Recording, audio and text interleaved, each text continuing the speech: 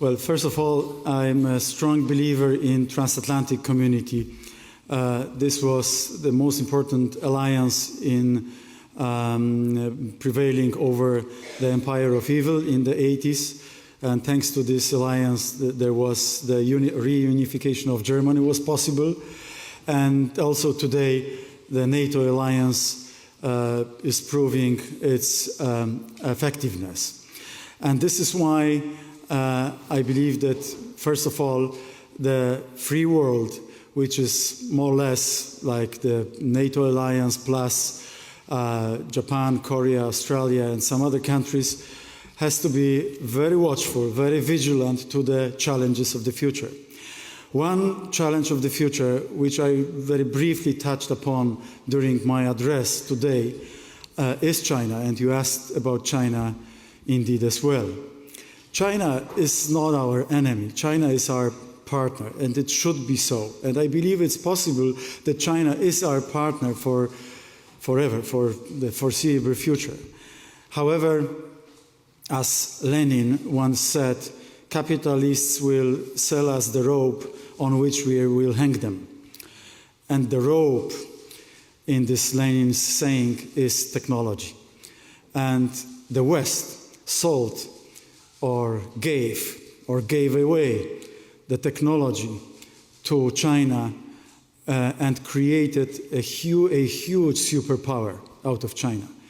Definitely the superpower number 2 or number 1 in the world.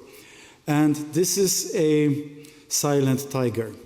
They wait, they have a very long strategic view. They can wait for decades, as is happening and was happening for the last 40 years.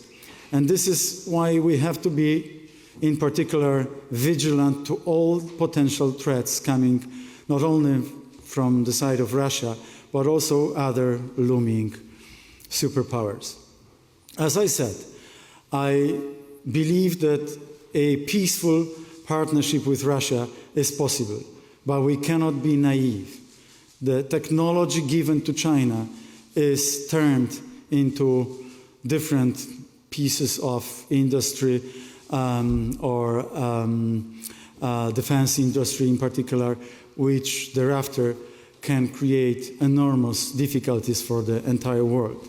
So not until China becomes truly democratic and respecting all the values of human dignity, democracy, and so on, so that we can be sure that China is our partner and is not jeopardizing Europe and the rest of the world, we should be careful with sharing the best technology of German industry, American industry, and other industries of the free world with other areas. I focused on China, but the same goes, or even more, with some dictatorships in other parts of the world, which are even more brutal, which are much more brutal than China. So this very narrow path, this very delicate balance has to be found. I believe that I understand why the Mittelstand of Germany wants to trade with China. You have good trade balance, and China is a huge market for Germany. But this is short-term vis-à-vis long-term. And the long-term, and China is thinking long-term, cannot be not taken into consideration. That's, in general, my reply. Thank you.